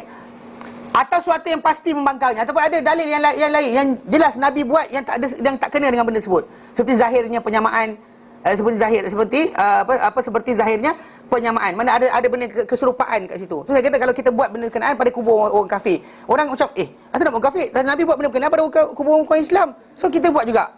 Kan pergi, itu saya kata pergi biasa kat kubur tadi nampak orang pegang colok je. Datang pula imam lebay kan pakai selempang sebenarnya. Cocok sini, cocok sini, tabur sini. Tak nampak pelik tak? Ada persamaan kat situ, ada masalah kat situ. Okay, jadi ia bukan dalil. Itu sebab dia kata ini bukan dalil patut dipakai. Pasal dekat situ ada perkongsian pengertian tadi. Pasal bila kita pakai kat sana, kita tak boleh cakap orang yang kata yang nak kata apa salah buat yang tu, dia tak boleh cakap. Sebab apa? Dia nak pakai dalil tadi. Dalil tu kena kat situ. Macam juga boleh orang kata kita menggunakan tawasul ni untuk kerana mereka ni kan orang-orang yang mulia kan, para anbiya dan sebagainya. Jadi kita minta pada mereka. Lepas tu saya kata, cuba minta malaikat. Sebelah kiri kanan kita ada. Dia diam. Akhirnya kan malaikat ni naik kan, pagi turun, petang naik. Petang turun, pagi naik. Kan dia ada silih berganti, pagi dan petang. Ada shift. Dan setiap kali malaikat tu akan datang kan, dia kata bila Allah Ta'ala jumpa, ditanya Allah Ta'ala, macam mana engkau tinggalkan hamba aku? Macam mana engkau datang tadi? Datang di hamba aku macam mana? Tinggalkan dia macam mana? Kalau orang kata subuh bangun solat subuh kan, mana ketika itu malaikat kata, ya Allah, aku tinggalkan dia di tengah solat. Atau petang ya Allah, aku tinggalkan dia di tengah berzikir. Itu maksud, faham tak? Jadi benda tadi, pertukaran malaikat tu datang kan, tinggalkan tengah solat dan sebagainya, secara tak langsung kita ada peluang kat situ kirim doa. Betul tak? Kan logik betul kan? Dia kata ni kiri tiap hari naik ni. Bang kan. Tolong kirim doa sikit kan. Nanti malaikat tu kan kata, ya Allah, sekian-sekian aku tinggal sembahyang, aku balik pun sembahyang. Tapi dia inilah dia doa, dia minta pada engkau supaya kata kirim dari ya. Malaikat nampak tak? Dia akan jadi belanggar. Start minta sini ada masalah. Habis. Dekat situ akan rosak. Kan? Jadi pasal extend dia gila tolak benda jauh sikit dia akan hilang. Macam ni nak buat macam tu. Kan dah rosaklah, itu kan dalil. Itu kan dalil sebenarnya. Tak boleh dipakai sebagai dalil. Ini kata Syatibi. Kerana hakikat dalil, ia mestilah nyata pada dirinya dan menunjuk kepada yang lain. Mana nyata pada dalil tadi itu yang dikehendaki dan tunjukkan kepada yang lain untuk inilah yang sepatutnya. Jika tidak, dia kata ia akan diperlukan kepada dalil lain. Perlu pakai dalil lain pula untuk sokong perangai tadi. Dia kena pakai dalil lain. Jadi bukan dalil perlu pada dalil, tak. Penjelasan je, tapi dalil perlu pada dalil sokongan? Tak ada. Dalil itu tegak dengan sendiri. Dia tak perlu kepada benda lain. Macam kita kata solat solat malam. Perlu dalil lain? Tak payah. Memang dia tegak dengan sendiri sebagai amalan Islam. Puasa Isnin Khamis, tegak sendiri. Faham tak? Okey, tu doakan untuk orang mati. Tegak sendiri. Bila kata yang ni sikit, bila kita sebut benda sikit, dia perlu kepada lompat. Yang ini lompat. Dia perlu pada mana saja? Bukan. Itu kan dalil sebenarnya. Maksud dia dalil tadi datang bukan untuk apa yang dia nak pakai. Maksud dia dalil tadi datang benda lain. Datang dia faham benda lain. Macam bila orang kata apa? Zikir menari. Zikir menari. Dia zikir menari sendiri. Ada tak ada? Tak ada. Tapi dia kata Ja'far bin Abi Talib dengar pujian Nabi, anta minni wa anna minka, engkau dari aku, engkau macam aku macam kau. Kan keserupaan dia. Dia happy, dia lompat-lompat. Nabi tak larang dia lompat-lompat, so boleh zikir. Nampak tak? Bila tanya, dalil zikir lompat-lompat ada ke tidak? Tak ada. Tapi lompat. Pada kisah Ja'far tadi dia masukkan ke tengah-tengah tu. Betul tak? Sedangkan Ja'far bin Abi Talib lompat-lompat happy kan. Bukannya dia lompat happy-happy untuk kata ya Allah kan. Lepas tu kemudian dia pakai pula hadis lain. Kisah yang berkenaan dengan orang-orang Habsyah bermain tombak dan lembing dalam masjid kan. Yang bila dalam hadis Anas lafaz dia bunyi mereka bernari dalam masjid sambil menyebut Muhammad hamba yang soleh, Muhammad hamba yang soleh. Dia kata tengok. Dia orang sebut Muhammad hamba soleh kan, sebut Allah. Tak. Dia sebut Muhammad hamba soleh. Okay, fine. Perlu tanya, buka dalam hadis Aisyah radhiyallahu anha, dia terangkan dengan lebih jelas, dia orang sebenarnya main tombak dan lembing. Biasanya mungkin mulut dia sebut kalimah lain, dia tukar kepada kalimah benda-bendaan. Tapi main tombak dan lembing depan Rasulullah SAW dalam masjid. Kalau nak betul bergendang, main lompat-lompat, silat, bukannya selawat. Kalau betul nak pakai dalil tadi, faham tak? Pasal itu yang betul. Pasal bahkan Imam Bukhari letakkan dalam dalam kitab sahih dia, bab lembing dan perisai pada hari raya dalam masjid. Faham tak? Bab. Maksud dia faham macam tu. Hatta Imam Nawawi terangkan hadis dia kata perbuatan mereka melompat dan juga menerkam dalam masjid tadi macam rupa menari. Bukan menari, macam rupa menari. So di sini tajuk dia akan timbul tajuk. Orang yang nak pakai dalil tadi terbalik. Dalil tadi bukan untuk dia. Dalil tadi untuk tajuk yang macam dikatakan Imam Bukhari. Maksud dia boleh. Bahkan Ibn Hajar Asqalani kata apa-apa yang bawa pada jihad. Macam berjihad kan, menguatkan untuk semangat peperangan dan sebagainya, boleh dilaksanakan dalam masjid. Pula. Tetapi nanti kan silat ni kan ada panggil jin pula. Salah lah dia. Faham tak? Kita initiate benda berkenaan. Pasal dalil lompat, zikir lompat tak ada. Tapi dia terpaksa pakai apa? Dalil lain untuk sokong dia. Itu kan dalil. Dia. Macam Imam Syatibi nyatakan, itu kan dalil dia. Okay? Dan dia kata apa? Kerana ini hakikat dalil dia mesti nyata pada dirinya, bukan okay. Jika tidak, ia perlu pada dalil lain. Jika dalil tersebut boleh menunjukkan kepada ketidaksahihannya, maka ia lebih layak tidak menjadi dalil. Mana kalau dalil tadi tunjukkan dia tak sahih, maka lebih layak dalil itu dah dipakai. Macam tadi hadis yang berkenaan dengan orang Habsyah melompat-lompat dan menekam dalam masjid, itu lebih layak dipakai sebagai apa? Perbuatan kita buat pertandingan silat dalam masjid. Bukan layak digunakan untuk apa? Zikir lompat atau bergendang dalam masjid. Faham tak? Jangan pakai ke situ, pakai ke sini. Kan dia ada kedudukan patut dipakai hadis tadi, bukan dipakai ke situ. Macam tadi lelaki cucuk lepas tamar dekat kubur kan. Orang tu bukan Islam.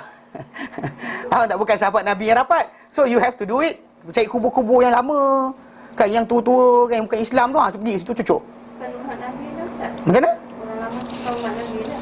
Maksud dia Nabi ceritakan apa dia nampak, Nabi cerita apa dia tahu, Nabi tunjukkan dia punya ilmu tentang perkara ghaib tadi yang Allah Ta'ala buka pada dia.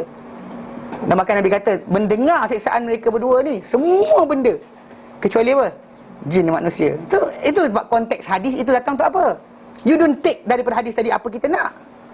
Kan jalan-jalan ke kubur, cucuk tamat. Bukan, itu kan hadis datang. Hadis datang menceritakan tentang dalam kubur nanti ada siksaan, ada soalan dan juga ada pertanyaan.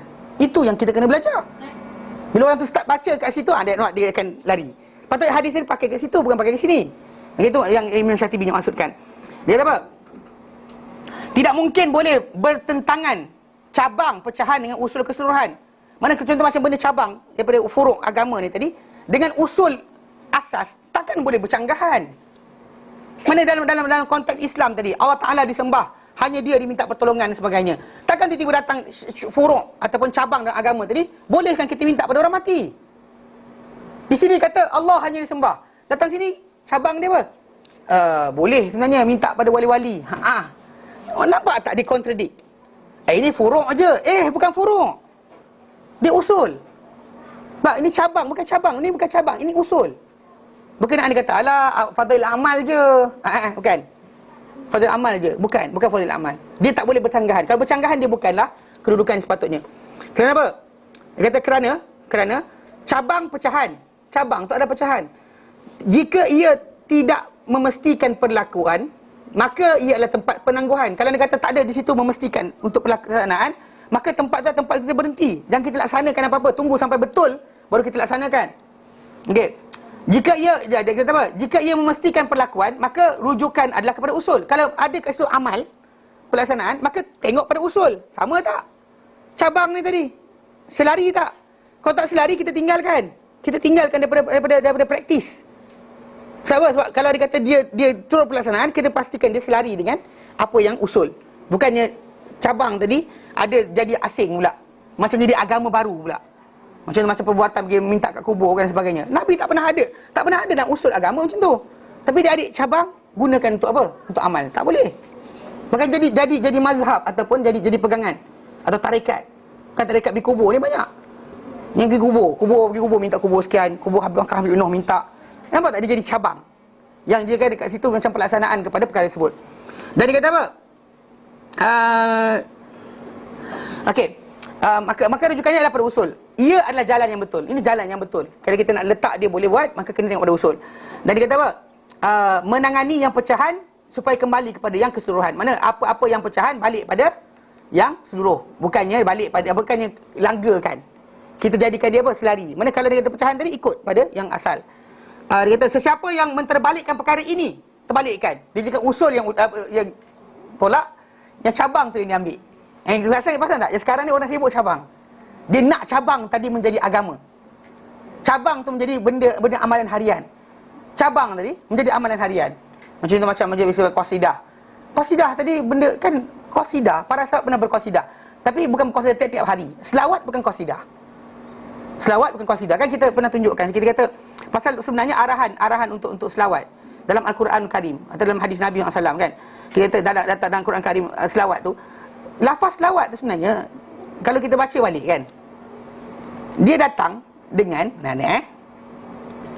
tak, dalam Al-Quran Karim surah Al-Ahzab ayat 56, Allah Ta'ala nyatakan innallaha malaikatahu yusalluna 'alan nabi. Sesungguhnya Allah Ta'ala para malaikat berselawat ke atas Nabi. Ya ayyuhalladzina amanu sallu alaihi. Selawatlah kamu semua ke atas baginda. Wasallimu, dan ucaplah salam taslima dengan salam yang banyak. Okey. Maksud dia kita selawatlah. Ini arahan Allah Ta'ala kepada kita. Bila tuan-tuan berselawat, sebenarnya yang Nabi ajar, tahu lafaz bunyi apa? Allahumma salli ala. Tahu tak? Saya suruh abang-abang sekalian tolong sapu sampah ya. Tiba-tiba datang ustazlah sapu sampah sendiri. Kita terbalikkan balik pada Allah Ta'ala. Bila kita kata Allahumma salli ala Muhammad, ya Allah selawatlah engkau ke atas Muhammad. Allah kata kepada kita sallu alaihi. Datang kita, ya Allah engkau lah selawat. Faham tak? Kita balik pada Allah Ta'ala balik. Macam abang kata, abang ada pekerja, tolong sapu sampah. Tuan, sedia sapu sampah. You actually perbuatan itu perbuatan kita sebenarnya. Kenapa kita buat macam tu? Sebab Nabi SAW ni dah, macam yang Menawi kata, terlampau tinggi dah. Tak ada tinggi lagi. Pangkat yang ada pada Nabi tak ada lebih tinggi lagi. Pujian pada Nabi tak ada siapa boleh puji lebih tinggi daripada apa yang Allah Ta'ala puji. Dengan sebab itu, bila kita nak mendoakan Nabi, tak ada doa lagi. Nak apa? Nak derajat tinggi dapat dah. Hamba paling Allah Ta'ala sayang. Ya. Apa lagi? Semua dah ada dah kat situ. So bila kita datang nak puji anta syamsun, anta badrun, anta nurun fawqa nuri, takkan sampai pun kadar tadi. Bahkan kita turunkan Nabi ke bawah sebenarnya. Dengan sebab itu, kenapa kita lafazkan, ya Allah, kami tak reti nak selawat kepada engkau suruh kami selawat.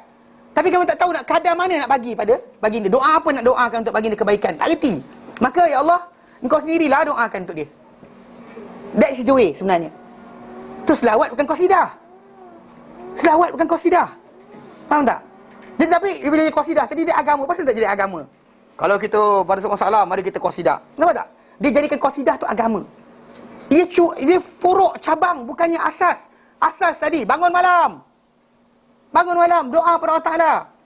Kan, minta pada Allah Ta'ala. Bukan itu asas. Banyakkan bersedekah, banyakkan baca Quran, banyakkan berdoa. Itu yang asas agama, bukannya cabang. Tapi bila orang terbalik kan, ni jadi kes. Dia terbalikkan, cabang tu jadi agama, furuk yang asas tadi jadi hilang. Ini yang dikatakan oleh Syatibi. Dia tahu dia kata sesiapa yang terbalik, dia telah cuba menyimpang dan masuk ke dalam hukum celaan. Memang masuk tercela lah. Dia akan cari agama tadi ikut apa yang dia suka je lah. Kerana apa? Kerana pengikut perkara-perkara syubhah adalah tercela. Patut tak kata orang berkenaan tercela, bukannya orang yang mendapat hidayah. Allah kata fa'ammal ladzina fi qulubihim zayghun. Adapun orang yang dalam hati dia kebengkokan, fayattabi'una ma tashabaha. Maka dia akan ikut apa yang tashabuh, apa yang sama-sama daripada Al-Quran. Sama-sama daripada dalil untuk apa? Ibtigha al-fitnah. Nakkan pada apa? Fitnah. Nak lagakan orang, nak pecahkan masyarakat. Wa ibtigha ta'wili, dan juga apa? Nak ikutkan takwilan, konon nak pandai mendalam-dalamkan ilmu dalam agama. Oh, silap salah. Tak tercela. Dia kata apa? Kerana pengikut syubhat adalah tercela. Bagaimana pula jika dia bergantung daripada hukum mutasyabihat sebagai dalil? Itu tak ada masalah pembalikan ni. Mutasyabihat tu dalil agama dia. Lagi masalah dia kata. Sekiranya bukan dalil pada perkara yang sama, maka dia menjadikannya bid'ah yang diada-adakan adalah perkara yang sebenar. Mana dia akan jadilah benda bid'ah tu adalah benda yang sebenar, sedangkan sepatutnya bid'ah tadi bukan menjadi asas. Kan macam benda tu bid'ah. Kan kata bid'ah hasanah. Okey, bid'ah hasanah. Dia sebutlah bid'ah. Jangan kata benda yang sunnah. Zaman sekarang ni terbalik. Dia nak kata benda tu bid'ah. Macam kata maulid Nabi. Ini sebenarnya sunnah. Jangan cakap macam tu. Tak pernah para ulama kata macam tu. Di Malaysia sekarang timbul, ini adalah sunnah. Peliknya. Nak kata sunnah bid'ah hasanah, lantak cakap. Tapi sebut bid'ah. As long as you say it's bid'ah, dia cakaplah. Tapi masalah kalau sebut bid'ah, orang tak nak ikut. Sebut bid'ah hasanah pun orang tak nak ikut dah sekarang ni. Jadi last sekali dia kata apa? Sunnah.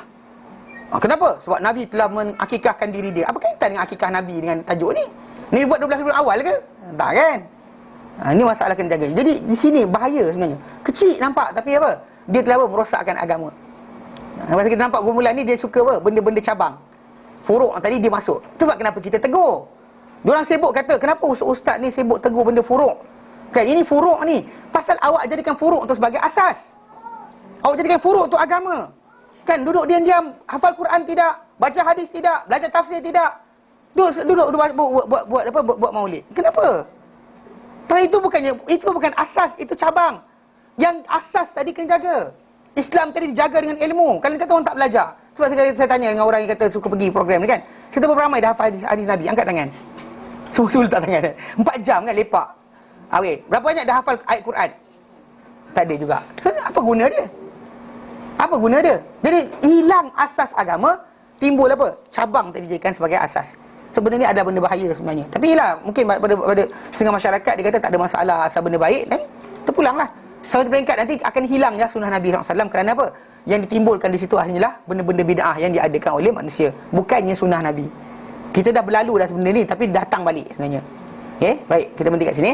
Sambung kemudian. Wallahu a'lam. Sallallahu ala sayyidina Muhammad. Alhamdulillah alamin.